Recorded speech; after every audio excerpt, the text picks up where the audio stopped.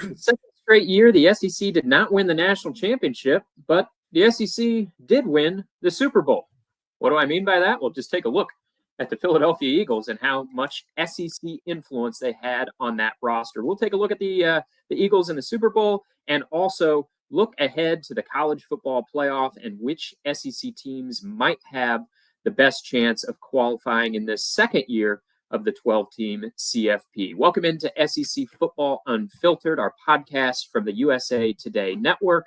I'm Blake Toppmeyer along with John Adams. John, our game plan for today initially was to talk about the CFP, and we're certainly going to dedicate quite a bit of time to that as we start to look ahead to next season and which teams are sort of on the A list of CFP contenders and who's on the B and C list and beyond.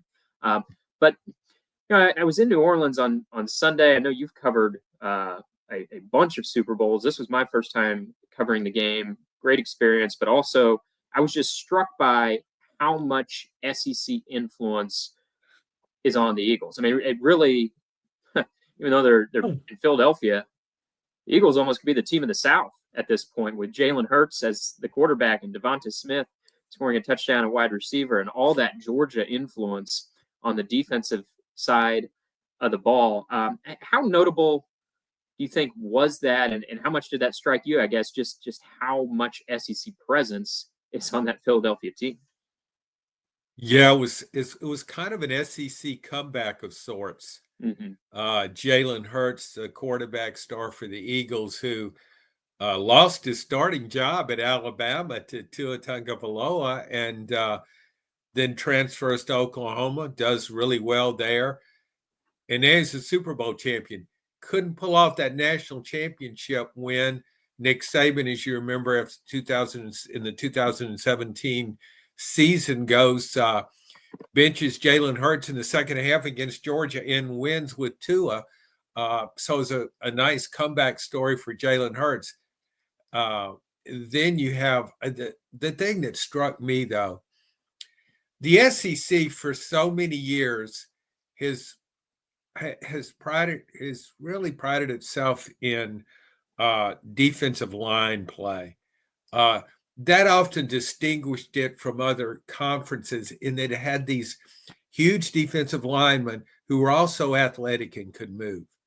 And they seem to have more of them than any other conference. Sure, there were certain teams that might be bolstered in that area, but overall, I think the SEC had a lot of them. And there were those two guys from Georgia, Jalen Carter and Jordan Davis, who were just so massive, and they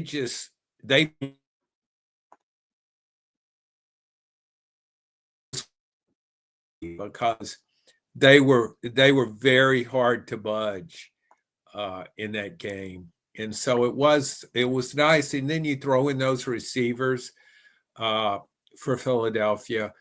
And so you do have a strong SEC presence. Some of the New England Patriot teams, maybe not as much in starring roles, had a lot of SEC guys.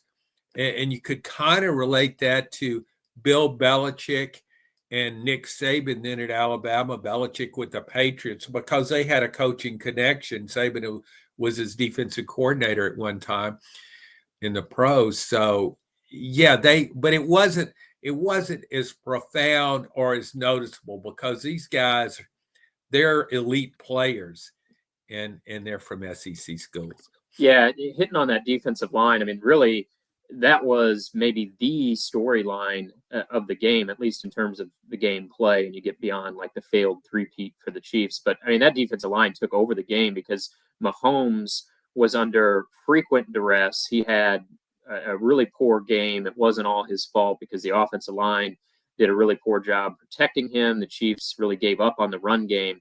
But what was remarkable about it is, I mean, Philadelphia didn't need to blitz. I don't know if they blitzed once, maybe one or two times, but not really. I mean, it was just the defensive linemen, and it wasn't so much like they were beating Kansas City's offensive line. They were just pushing them back.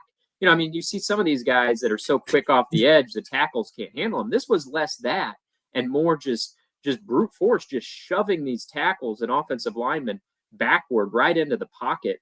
And that certainly influenced one interception for Mahomes. He also fumbled. He had a second interception. Really, the defensive line, like you said, with that Georgia influence, kind of became the story of the Super Bowl. Along with that, Jalen Hurts, I think, finally getting his moment. As you mentioned, he got a national championship ring, but it was after he got benched at halftime.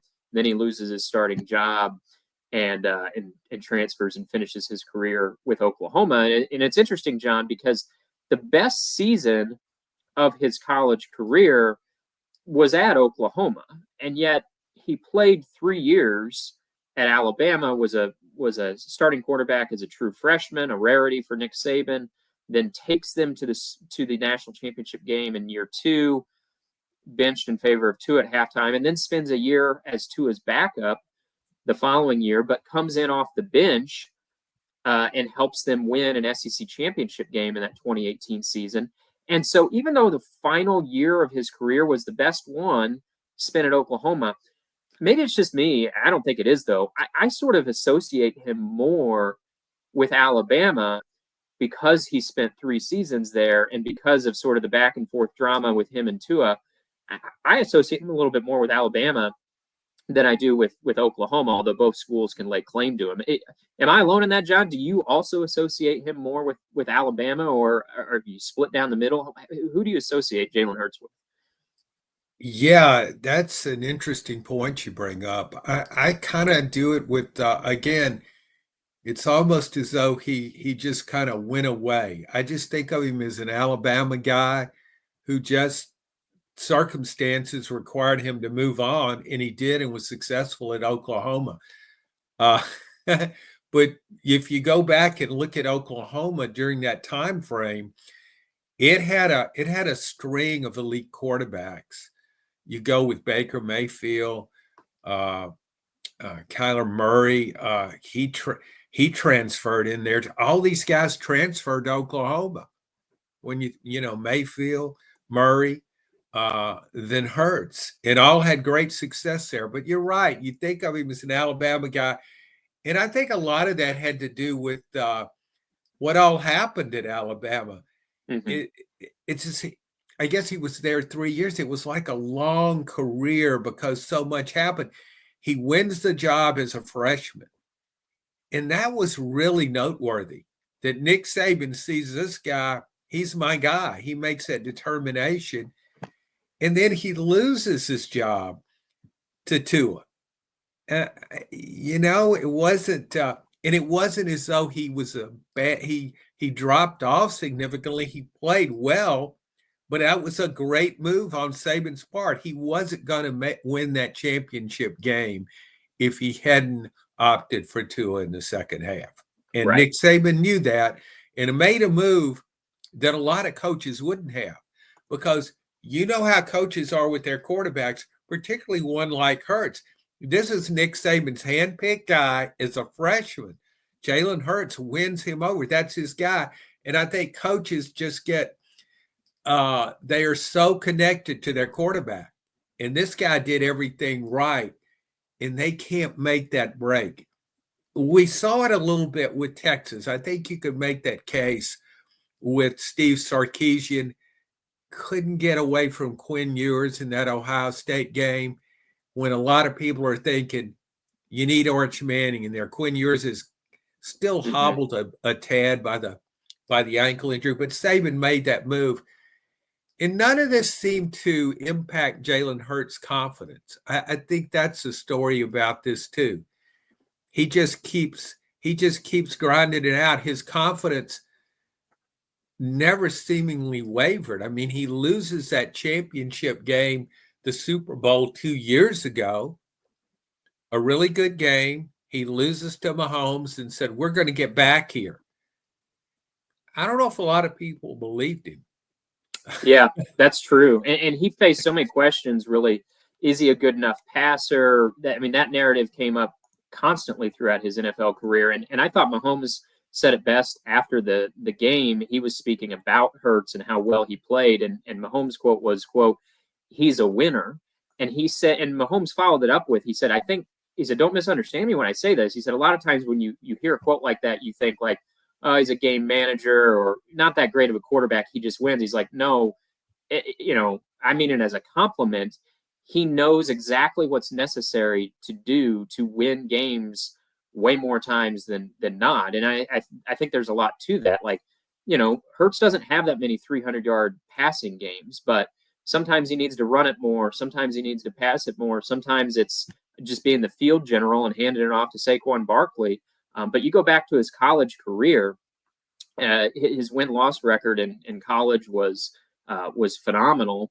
He only lost as a starter, I think, 4 games in his college career, in 2 years starting for Alabama, 2 years starting for Oklahoma. I mean, yes, he had a lot of talent around him, sure, but to have a 38-4 college record as a starting quarterback, I mean, that's fantastic. And then he goes to the pros, and his record as a starting quarterback at Philadelphia is fantastic as well. Like, will he be remembered as an elite a quarterback to the level of Patrick Mahomes? Probably not. Mahomes has a big head start on him there. He's got the stats. He's got the rings. Hurts now has 1 ring, but still playing catch up. But I do think that's a great way for Patrick Mahomes to describe him as he's a winner, and that's not a criticism. That's a compliment of the highest order. He does what's necessary almost always to win games. And yeah, he's got some help around him, but he's the field general in the middle of all that. Yeah, and I think if anybody's qualified to designate someone else as a winner, it's Patrick Mahomes. Mm-hmm. Even though he lost that Super Bowl, I'm as impressed with Patrick Mahomes. Off topic a little bit. We're talking quarterbacks, we're talking winners, and he has the same quality Jalen Hurts does, with a little bit more talent. And I think with Patrick Mahomes, I was so impressed with him in his Super Bowl losses. Chiefs were totally outmanned Sunday. The Chiefs were totally outmanned with Tampa Bay against Tampa Bay when Tom Brady won his last Super Bowl. How hard Patrick Mahomes plays and how he never gives up on a play and never gives up on a game and seems unfazed by, I know he didn't play well. He threw uncharacteristic interceptions, but he tries so hard and he never makes excuses. He doesn't. His offensive line let him down terribly. They were overwhelmed by the Eagles, as you said, the defensive front of the Eagles. And go back to the Tampa Bay game. Now, Tampa Bay blitzed more, but he was playing with 2 backup tackles. Now, how many quarterbacks can win a Super Bowl with 2 backup tackles? And Mahomes certainly couldn't. But I think we saw 2 quarterbacks who really just fit the description of winners and who are so resourceful. And that's what Jalen Hurts has always done. He will not dazzle you with a throw. He doesn't. You look at and he won't dazzle you the way Lamar Jackson does with a run. I mean, Lamar Jackson looks like the best runner in the NFL at times. Mm-hmm. He just happens to be a quarterback. And you look at Josh Allen can make one of these cross-field throws that's etched in your mind because so few guys can do that. It's a John Elway-like quality. But, gosh, Jalen Hurts is so efficient. And one thing I don't think he gets enough credit for, because the Eagles do that tush push. They made it famous. But one of the reasons it's so effective, granted they have a massive offensive line that's very talented, is Jalen Hurts is so strong physically. Totally agree.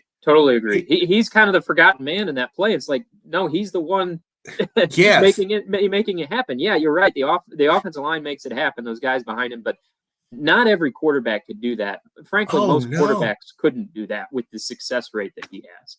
Well, he's always lifted weights, not at a Tim Tebow level, but for his size, he can lift a massive amount of weight. I don't know what he bench presses. I know he squats a tremendous amount of weight, and his legs are so strong. And that's the impetus to those 4th and 1 plays. Yeah, he's got those linemen leading the way, and he's got a guy pushing him, but he's got that leg drive. He's so sturdy, you just can't stop it. But if anybody could do it, I mean, Buffalo couldn't do it with Josh Allen. Right. And he's a powerful guy too. Doesn't have the same offensive line, but he has a good offensive line. So there are just so many things that Jalen Hurts does. And he's kind of like Lamar Jackson in a way. And Lamar Jackson is a unique talent, what he does effectively. And Jalen Hurts is a unique talent too. As Patrick Mahomes says, he's a winner. And I think to be a winner, you find ways to win. Mm-hmm. Mm-hmm. And he's very accurate as a passer when you think about that back shoulder throw that he can hit. Not every quarterback can do that. And he's very good. He's very adept at that. All right, let's look at who's going to be winners in this upcoming college football season, John. We're going to play a round of our yes, no, maybe game. We'll frame it through the lens of great chance to make the playoff, good chance to make the playoff, some chance to make the playoff, or no shot. Or I guess if you want to throw another label in there, well, you feel the freedom to do that. But we'll try to kind of put these into say one of four buckets as we tour through the SEC. Now these, of course, aren't our final playoff predictions, but this is sort of the initial offering here. And so for the sake of time, John, I want to pitch four teams at you off the bat and tell me if you think any of these teams have any shot at the playoff, or do all four of them fall in the bucket of no shot? So here's your batch of four to get things going here.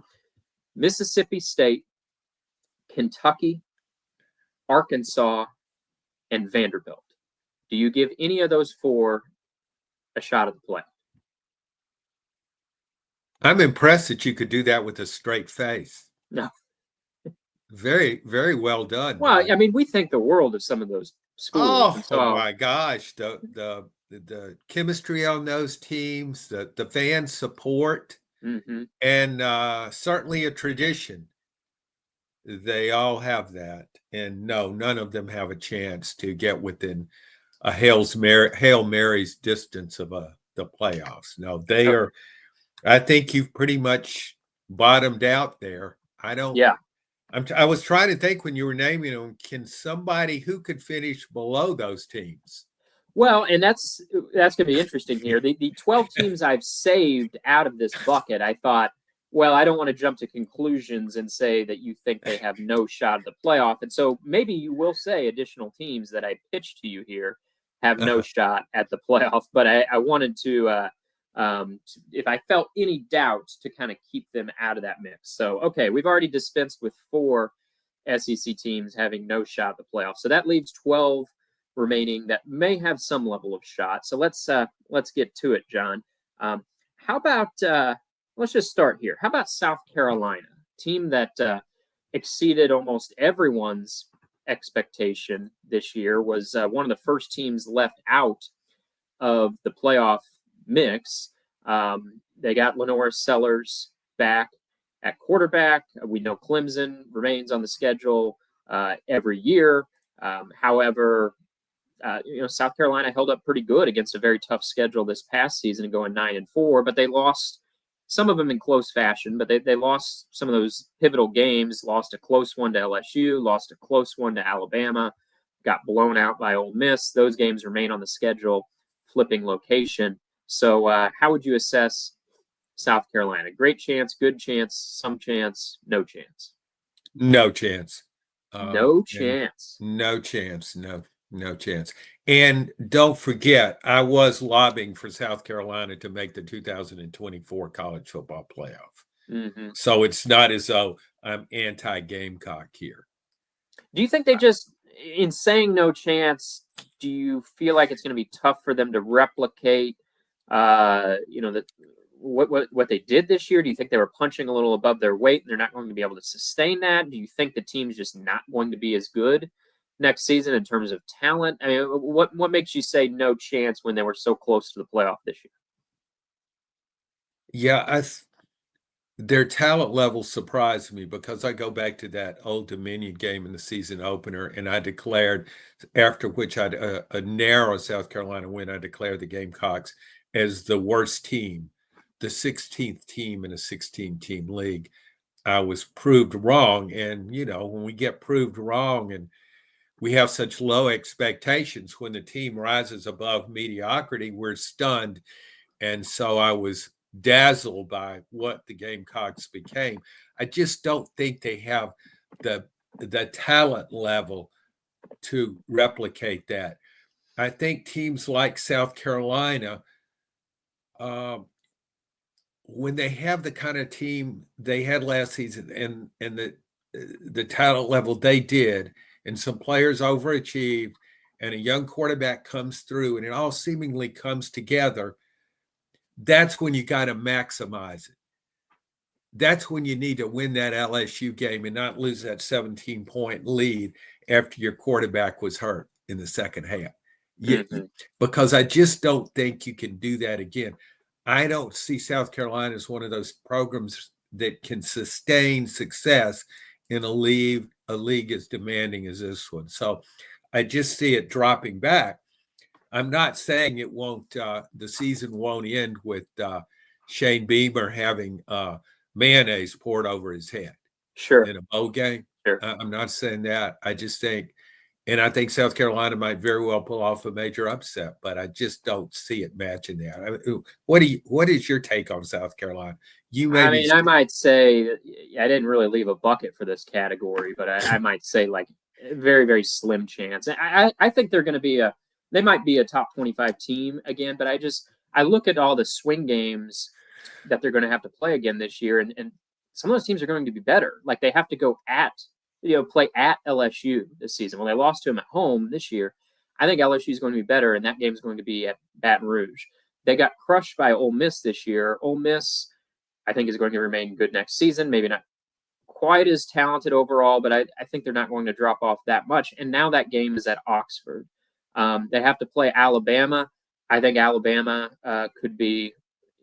I mean, they weren't great this past season, but I don't think Alabama is going to drop off that much from what they were this year, and they lost to them last year. Missouri, a game that was tight this past season, now it's going to be on the road at Missouri next year. Clemson, they beat them this year. I think Clemson's going to be better next year.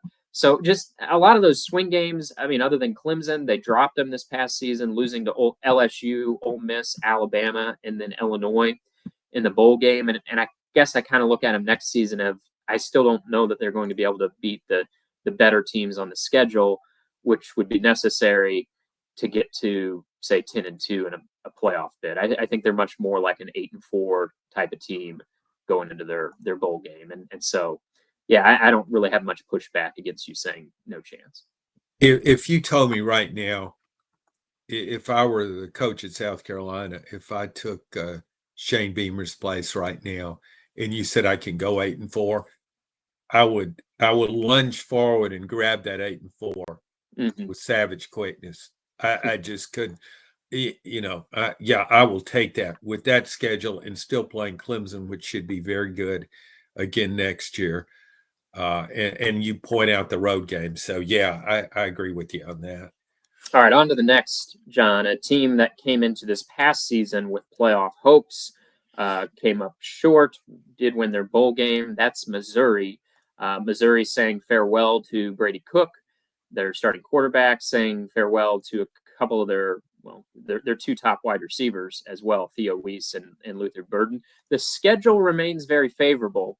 The non-conference games, John, are Central Arkansas, UMass, Louisiana Lafayette, and a home game against Kansas. All four of those non-conference games are at home. So very favorable schedule for Missouri. And remember the conference schedule last year was pretty favorable as well. Those games remain the same, flip in location. So that would include home game against Texas A&M, home game against Alabama, home game against South Carolina would be some of the toughest conference games, road game at Oklahoma. But I mentioned the key roster departures. They'll transition at quarterback to Bo Perbula. the former Penn State backup.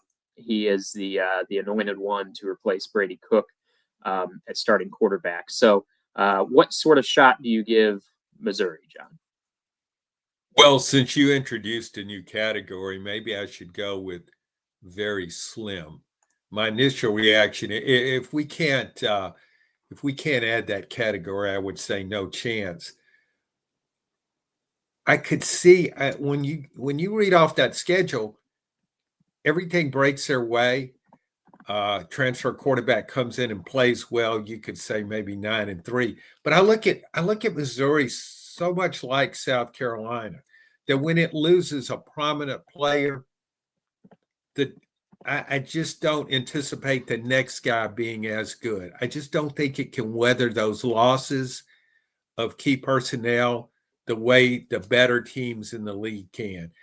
I do love that schedule, but I think Brady Cook in a lot of ways was an underrated quarterback. We talked earlier about winners. He had that kind of intangible quality about him. He had some really nice games in his career and didn't start out in great. He was no great shakes, but he developed into a really good quarterback at Missouri. I just don't see it happening. I see it.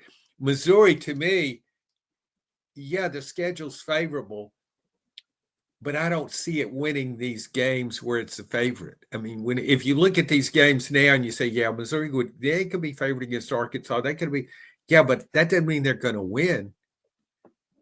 So, well, I think they could beat Arkansas. I think the issue is the home game against Alabama, the home game against Texas A&M, and then they have to go on the road to an Oklahoma team that could be better. One that I failed to mention, they're on the road at Auburn, a team that we both think is going to be better. And then here's the other problem, I think, getting Missouri into the playoff would be their schedule is not it's not going to do them any favors if they're sitting on the bubble. Like they're not going to have as strong of a strength of schedule as some others in the SEC or even the Big Ten, or maybe in other leagues, because their non-conference schedule. There's no real marquee game on there. Kansas, you never know from year to year what they are, but that's not the marquee game that a lot of SEC teams play in the non-conference. And then there's no Georgia on that schedule. There's no Texas on that schedule. So I just think the strength of schedule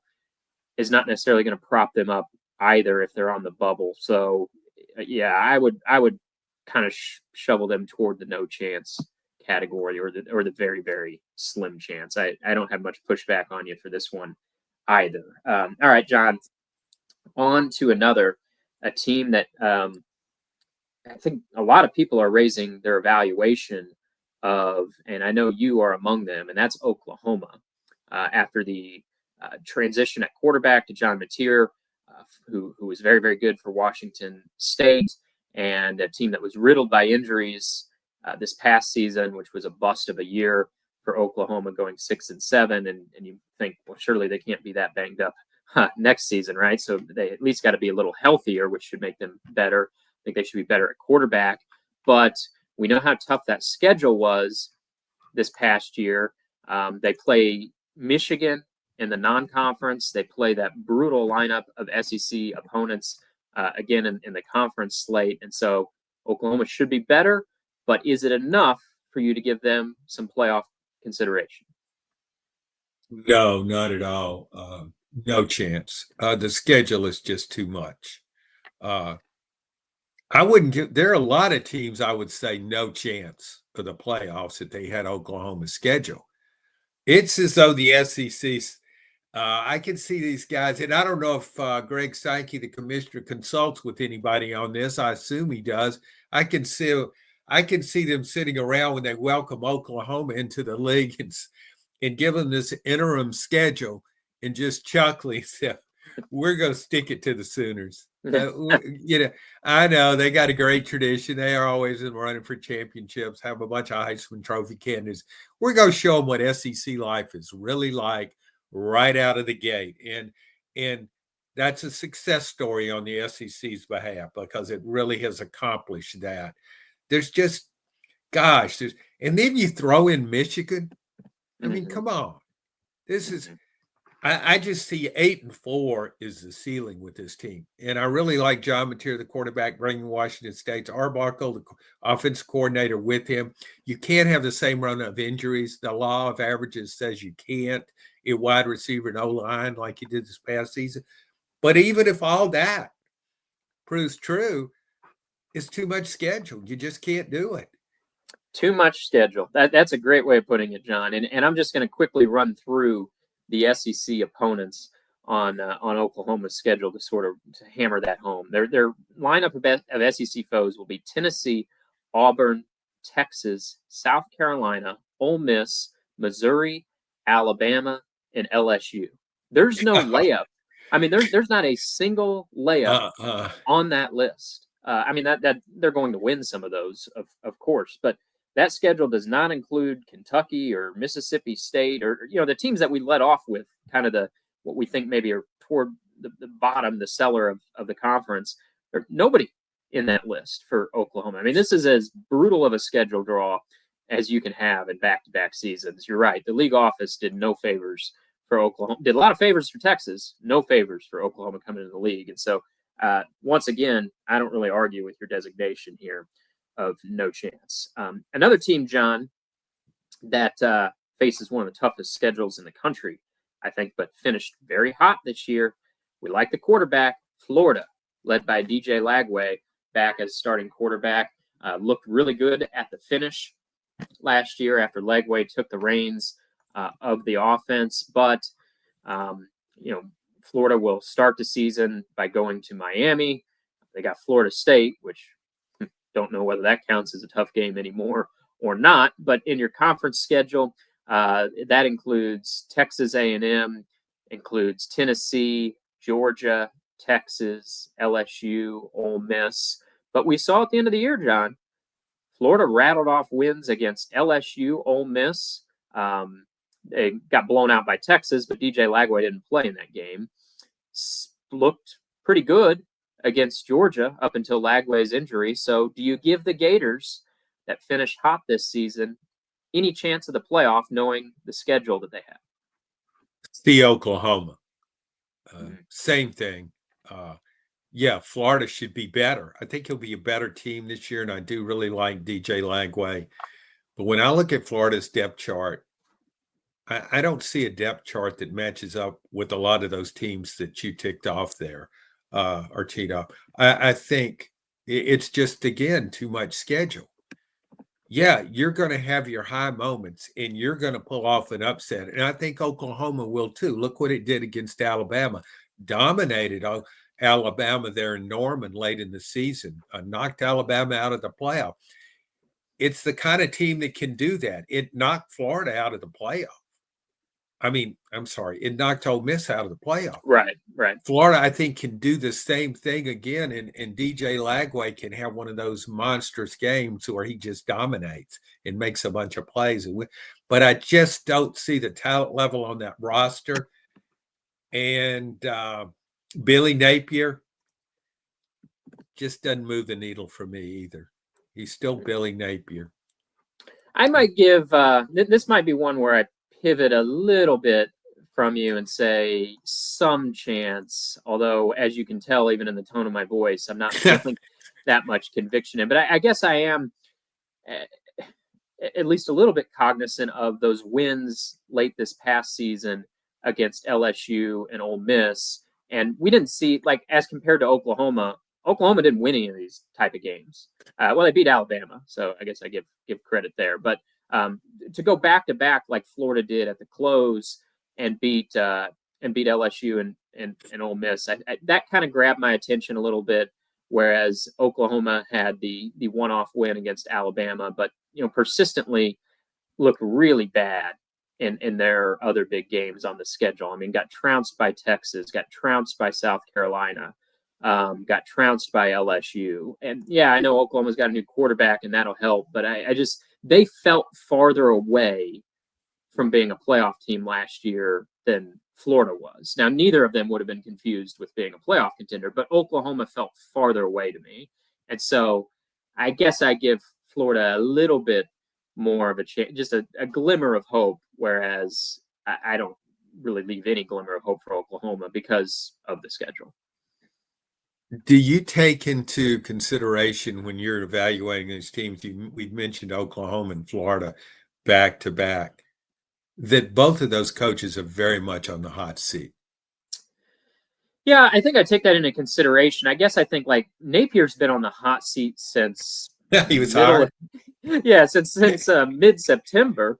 And so that didn't he actually got better after he went on the scalding hot seat this past season. I mean, Florida looked atrocious in that season opening loss to Miami. Didn't look much better a couple weeks later and losing to Texas A&M. And at that point, I mean, it was crank it up to boiling point. And once the seat got boiling, Napier got better. So I don't necessarily look at it as a downside for Florida that Napier still sits on the hot seat. As far as Oklahoma and Brent Venables, I'm failing to see it, John. And now he's going to take over the defense, so he's adding something extra on his plate. I know that's his bread and butter. That's what he's good at. But you've got a coach that looked really out of his element in his first season in the SEC, and now you're going to put something additional on his plate. I mean, Oklahoma started 3-0 against three home games, three non-conference home games, not playing any ranked teams in that stretch. But then, their last 9 games, or excuse me, I guess their last 10 games, they went 3-7, and so they limped to the finish line. Whereas Florida, I don't want to say they stormed into the finish, but they certainly found a pulse throughout the back stretch of the season, whereas Oklahoma, whatever pulse it started with, I mean, it flatlined by the end of September. Yeah, I think Brent Venables I'm running the defense too. I think that's almost like comfort food for him. That's where he made a name for himself as a longtime defensive coordinator at Clemson, and everybody respects him as a defensive coordinator. But you're still running the show too. You've got a lot on your plate, and I just think that gives him a sense of security. I can do this. Billy Napier's still calling the offensive plays for Florida. Yeah, and he's doing that without Venables' resume. I don't think anybody ever looked at Billy Napier. Oh my God, I'd hate to go against his offense. Who knows what he might come up with? Even when he was winning at Louisiana, you thought of him as a more of a head coach, more of a CEO than you did this offensive guru. So we'll see how that plays out. All right, so we're pretty much in lockstep here, although I'm giving the Gators a little more hope than you are, but for the most part, we're in agreement. Let's see if we find a few more playoff contenders here, John. Or are we still? We're running out of possibilities. What have you reeled off about 9 teams there? I've gone through 8 teams, half the league, and we haven't given anybody more than maybe a little glimmer of hope. But I saved some of the better teams for the end here, but we still got maybe a couple bubble teams to get through. How about Tennessee, a team that was in the playoff this year, returns its starting quarterback in Nico Iamaleava. Favorable non-conference schedule. The toughest game will be against Syracuse in Atlanta, but as far as premier non-conference games go, that's a pretty favorable one. The key SEC games will be at the Swamp, a venue that's a house of horrors for Tennessee, at Alabama, home games against Oklahoma and Georgia. So in theory, they'd need to split those 4, take care of business elsewhere, take care of the non-conference.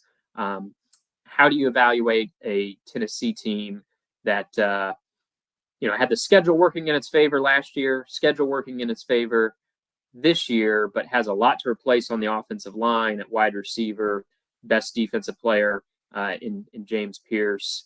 What's your evaluation of the Vols getting back to the playoff? Certainly has a chance. I think I would give it some chance. Okay.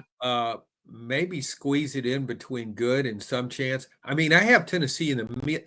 When I did my power rankings after the season, right afterwards, I have Tennessee like in the middle of the pack. But when you look at that schedule, I love that schedule. I mean, the non-conference schedule is a breeze. Syracuse is the biggest threat. NC State was the biggest threat last year, and Tennessee won 51-10 at a neutral site. I don't think it can do that to Syracuse, but we're talking about Syracuse without Kyle McCord at quarterback, who had a great year. So, yeah, I just don't. So I don't see a threat there. And my goodness, you're playing Mississippi State, Arkansas, Vanderbilt, and Kentucky. Ooh.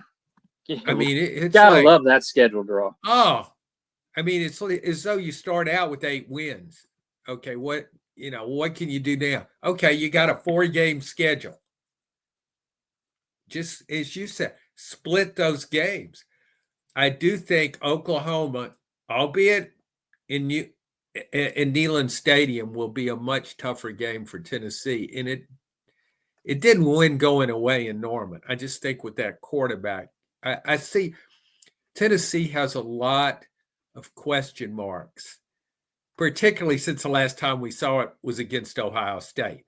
And it couldn't cover Ohio State's receivers. It couldn't block against Ohio State's pass rush. Its own wide receivers could not get open. Those are all areas that I wonder about against good teams. But I keep coming back to that schedule. So I think, yeah, Tennessee's got a chance. Yeah, I agree. Some chance on Tennessee. Feels like maybe they need to split the road games against Florida and Alabama. If they could just get one of those two, I think there's enough W's elsewhere on the schedule. Like you said, a lot of them. I mean, we can pencil them in now if we're really being honest about it. They don't need to beat Georgia at Neyland Stadium. They could.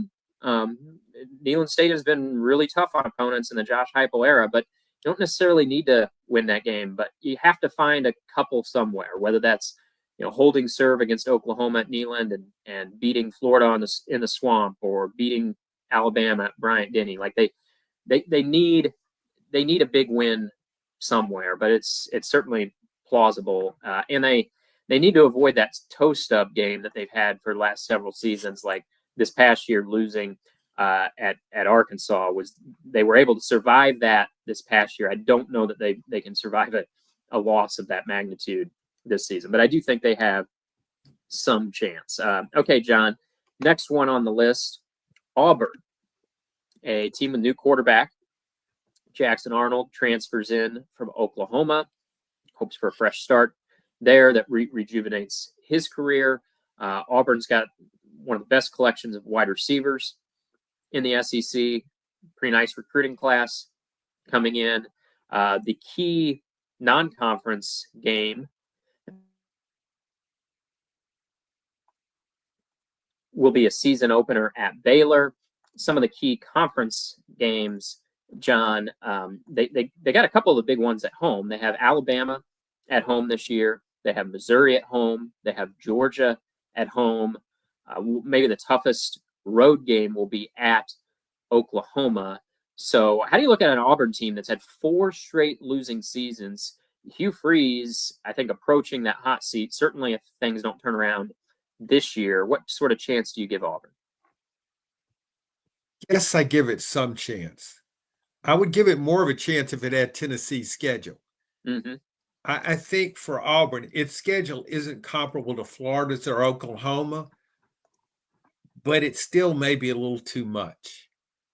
If I had to choose between Tennessee or Auburn making the playoff, I think Auburn could be a better team than Tennessee. It has that potential, but the schedule troubles me with Auburn. And it's had some, again, key transfers, and I think it's better prepared to weather attrition than it was last season. I think its roster depth chart is better overall. So I give it some chance. Am I being too optimistic, or are you? No, I don't think you are. I think it might come down to the toughest games are at home. I mentioned Georgia and Alabama, both at home. If you lose those two, you leave yourself no margin for error anywhere else on the schedule. And I just think surviving the rest of the schedule with no losses is probably a fool's errand. So I think it comes down to needing to at least split at home with Georgia and Alabama. And I don't think that's undoable. It depends on whether Jackson Arnold truly looks like the 5-star quarterback that he signed as, or was last year at Oklahoma as much about Jackson Arnold not really being a 5-star talent as it was around him playing on an injury-riddled offense. So we don't know that yet. This might rejuvenate him into the type of player that, recruiting analysts thought he was going to be. That we don't know. I think that's what it all comes down to as to whether Auburn has some chance or no chance. It just depends on, is Jackson Arnold any good? And I don't know that we have the answer to that yet. Receivers will help, though. Really nice receiving. Definitely. All right, John, another one. Texas A&M, a team that looked a lot better in September and October than they did at the finish line. Really had a rough November in finishing out Mike Elko's first season there, but finished 8-5. They bring the quarterback back in Marcel Reed. He split the position with Connor Wigman last year. Now it's Marcel Reed's show. They have a really nice collection of running backs. Did lose some of their top disruptive defensive linemen who were kind of the backbone of the team this past season. They play at Notre Dame this year, John, and then some of the conference games include Florida at home, at Missouri. They have South Carolina at home. They are at Texas. They're home against Auburn. So what sort of chance, if any, do you give Texas A&M? I think it's going to be a more talented team because of the running backs and the stability at quarterback. I think it knows who its quarterback is. I don't think you'll be swapping quarterbacks around next season. I think A&M knows what it needs to do. It's be more of a Mike Elko team. It's going to rely on defense and running the ball. And not many teams in the country, not just SEC, are as capable of just lining up and pushing you around and running the ball. A really nice group of running backs. So still, the schedule is a concern for me. When you talk about you got to get to 10-2, and I think that's a challenge. So I couldn't say it has a good chance. I'd have to go chance. Some chance, yeah. Yeah. I'm a little bit worried that the two, I guess, on paper toughest games on the schedule are on the road. Notre Dame, I don't know that Notre Dame is going to be as good next season, but I still think they're going to be a top 10 caliber team. And so they're on the road at Notre Dame.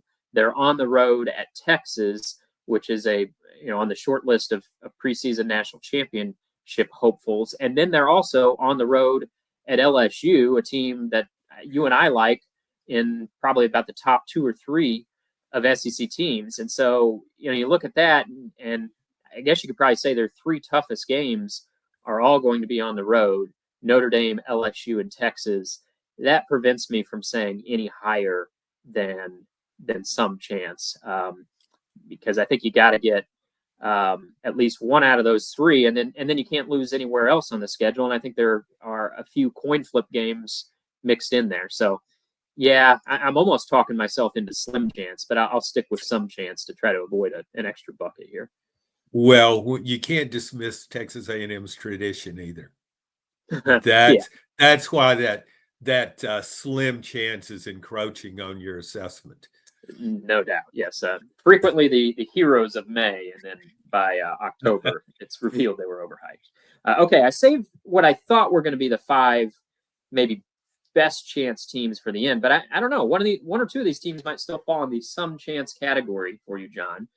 So let's get to Ole Miss, a team that had so much hype coming into this season and blew it with a home loss against Kentucky, and then the road loss at the Swamp when they still had a chance.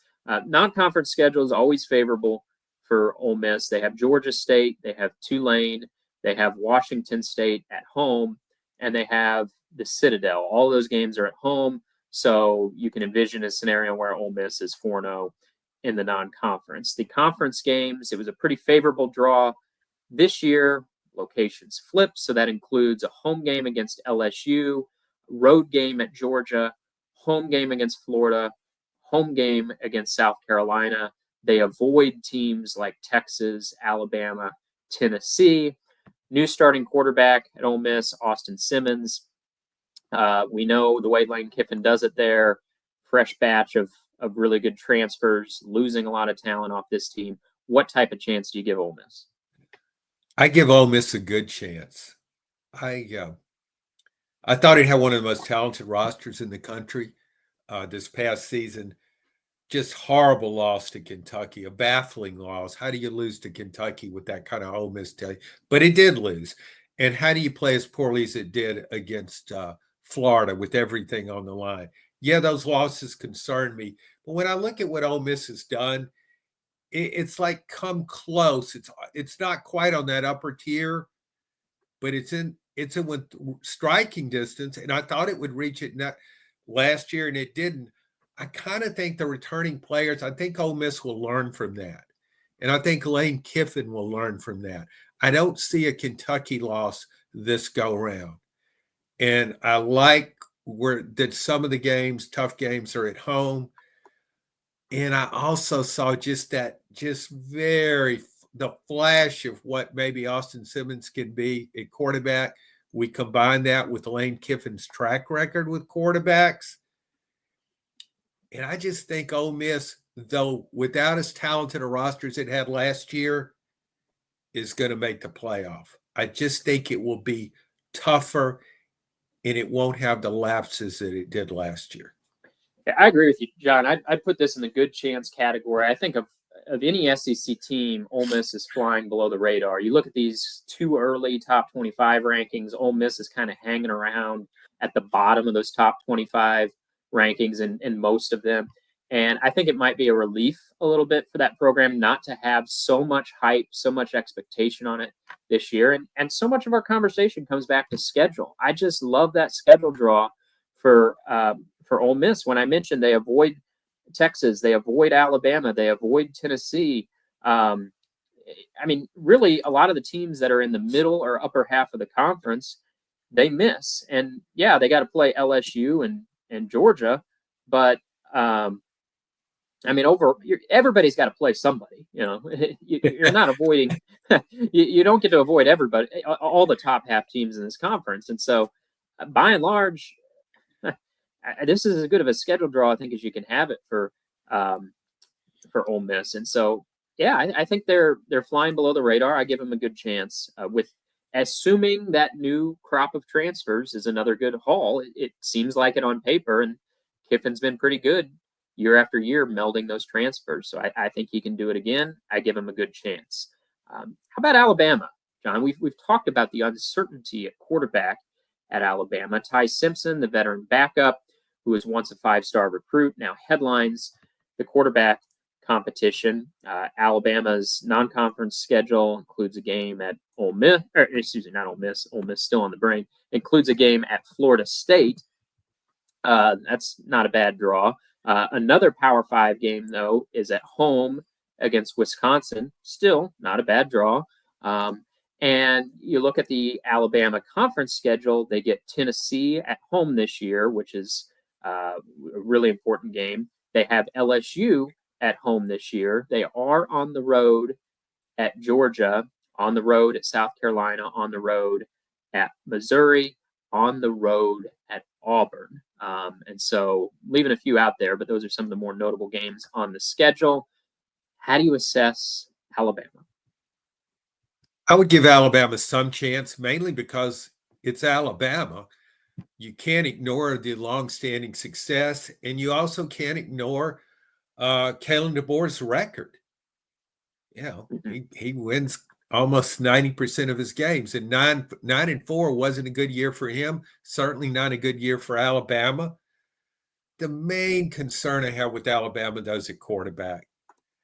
This is a quarterback-driven sport now, and no matter how it plays out, I don't see Alabama having an elite quarterback. I just can't see that no matter who wins the job. I just don't think of him as being an elite quarterback. And I think Alabama needs an elite quarterback because I don't see the surrounding talent where it's Alabama, where you've got Alabama doesn't have Texas A&M's running backs. Alabama doesn't have Auburn's wide receivers. You can go down the line. Alabama doesn't have LSU's quarterback. All these areas where I just don't see Alabama being upper echelon, and I'm almost talking about myself out of giving them some chance, but it's still Alabama. I just think Alabama's going to lose at Auburn this year. I really do. Yeah, and that schedule's got some really sneaky landmines there. And I mentioned on the road at Georgia, on the road at Auburn. They have to win at home against Tennessee. They almost have to win at home at LSU. The only thing I'll say though, John, is I think we're going to get a 9-3 team into this expanded playoff sooner than later, particularly with the committee catching some heat for SMU laying an egg, for Indiana laying an egg. I think I think we're going to get a 9-3 team, and so I do give some chance for Alabama. How about Georgia, John? The transition there at quarterback to Gunnar Stockton. I mentioned they have Alabama at home this year. They have Texas at home this year. They're on the road at Tennessee for some of the marquee games. What sort of shot do you give Georgia? That's a tough one. I want to say some chance, but I can't say that with Georgia. It's one too much. Kirby Smart's the best coach in college football, the best motivator, great recruiter. So I'm giving I'm giving Georgia a good chance. I just think of Georgia. I go back to those Texas games last season. Georgia won. Texas had more talent, but Georgia won those games. I just think of Georgia as being playoff tough, a team that will find a way to win a game. Couldn't find a way to beat Ole Miss. Couldn't find a way to beat Notre Dame. And the quarterback thing really concerns me. That's why I want to drop it down to some chance. What I've seen of Gunnar Stockton, I like him more than I do Ty Simpson at Alabama. But I'm still not sold on him, even though Georgia's helped itself in the portal with adding wide receivers. So I have to give it a good chance because I'm talking about the best coach in college football, in Kirby Smart. Yeah, and again, I think if there's going to be a team in the conversation at 9-3, I don't know that Georgia will go 9-3. They might be 10-2, it might be 11-1, but you look at strength of schedule, you look at the name on the jersey. I think Georgia would be a team the committee would have to consider even at 9-3. So I agree with you. I think they go down in the category of good chance. I mean, the thing that's missing for Georgia is, they beat Clemson last year. They don't have that truly marquee non-conference game this season. They play Georgia Tech as they do every year, but there's no Clemson-like team to supplement that on the schedule. So maybe their strength of schedule wouldn't be quite as good as it was this year. But it's still a loaded schedule. I mean, a couple teams, I mentioned 3 of the marquee games. A couple games that I didn't mention, they got Auburn on the road, and they have Florida at the neutral site. And so you add those into the mix of Alabama, Ole Miss, Texas. I mean, this is still going to be one of the toughest schedules in the country. I think they could have a case at 9-3 based on strength of schedule. So, yeah, I think, and including their history and name on the jersey, which I think to some degree does influence the committee, I think good chance for Georgia. That leaves us with 2 left, John.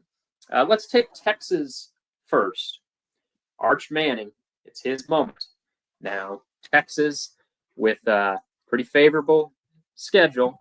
The SEC, they did they did Oklahoma dirty. They took care of Texas much better with the conference schedule. However, non-conference wise, Texas opens the season at defending champion Ohio State before they get into the conference schedule that includes marquee games at Georgia. They have at the Swamp, they have Oklahoma, and then they have home against Texas A&M. Those would be 4 of the marquee conference games in addition to that game at Ohio State. What sort of chance do you give Texas? I give Texas a great chance. Um, kind of why I give Georgia a good chance. It's Texas.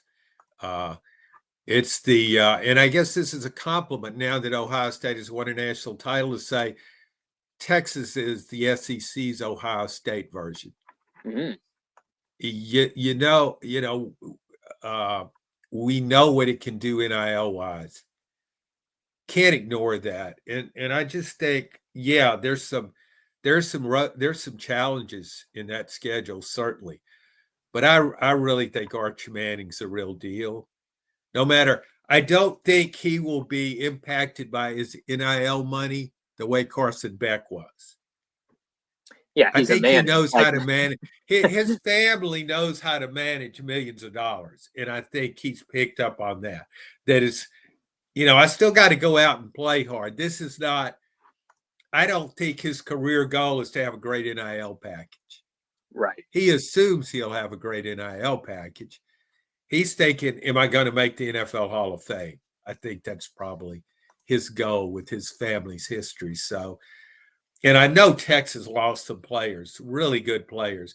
But when I think of Texas, I think of it, unlike the middle of the pack SEC teams, it loses a really good player, but there's another really good player waiting in the wings at most positions.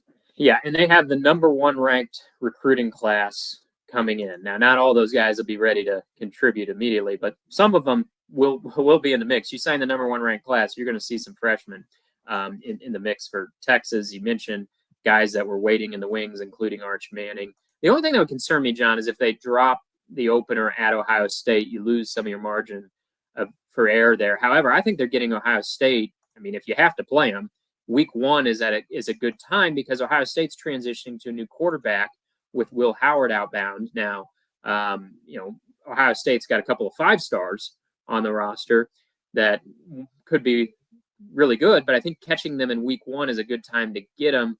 Even though Texas is transitioning to a new quarterback, I mean, Arch Manning's been in the program for a couple of seasons. He started games before with Quinn Ewers hurt. That to me is not as big of a mystery as Ohio State going to someone who will be making their first career start. So winning at the Horseshoe is no easy task. In Texas, certainly there's still multiple avenues to the playoff if they lose to Ohio State, but I think they're getting the Buckeyes at a good time in week 1. And so I do lean toward great chance for Texas. I'm with you on that one as well. And that leaves, John, LSU in a pivotal year 4 for Brian Kelly. Garrett Nussmeier back as the most proven quarterback in the SEC. LSU, Brian Kelly has not been good in week 1 games. He's 0-3 at LSU in those openers. Well, this year they open at Clemson, a playoff contender from the ACC that was in the playoff this past season. Their conference schedule includes road game at Ole Miss, road game at Alabama, home against Texas A&M and Florida, road game at Oklahoma. What type of chance do you give LSU? I give LSU a great chance. I don't understand what LSU has done with its scheduling. Why it thought it was a good idea to schedule all these non-conference heavyweights to open a season, and it certainly hasn't served Brian Kelly well. However, I look at that offense and the potential for that offense. All the offense in the world couldn't save LSU in 2023 when it had the best player in Jaden Daniels, a couple of NFL receivers, really good offensive tackles. I just think, though, there's too much offense for LSU to fail this time. Even if it has to drag the defense along, the defense is better. I think you'll see a sounder defense that won't give up as many big plays as LSU's done in the past. And I think LSU's offense will be a big play machine. I wonder about the offensive line because you're losing 2 tackles to the NFL. But I just think LSU's recruited well enough to fill those spots. And I know we're both big on Garrett Nussmeier. Yeah, I love what LSU's done in the transfer portal. LSU and Ole Miss, take your pick. One of those two signed the best transfer class. I think they're number 1, 2, the way I see it. And not only did they just add talent, they really addressed some needs. Like LSU bringing in some high impact players on the defensive line, which they needed. They brought in some high impact cornerbacks, which they needed. Wide receivers, considering what they lost, they're replacing them on the back end in the portal with Aaron Anderson back to lead the wide receiver group. He's supplemented by some transfer wide receivers. So up and down, I think LSU made some great transfer additions. We know what they have in Garrett Nussmeier. I'm going to say good instead of great, John, just because the schedule gives me some pause and all those big road games at Clemson. I don't think that's a slam dunk by any means out of the gate. And then at Ole Miss, we know how wild and woolly that game can get. Went into overtime this year. LSU won at Baton Rouge in overtime. Now it's in Oxford. They're at Alabama. They're at Oklahoma.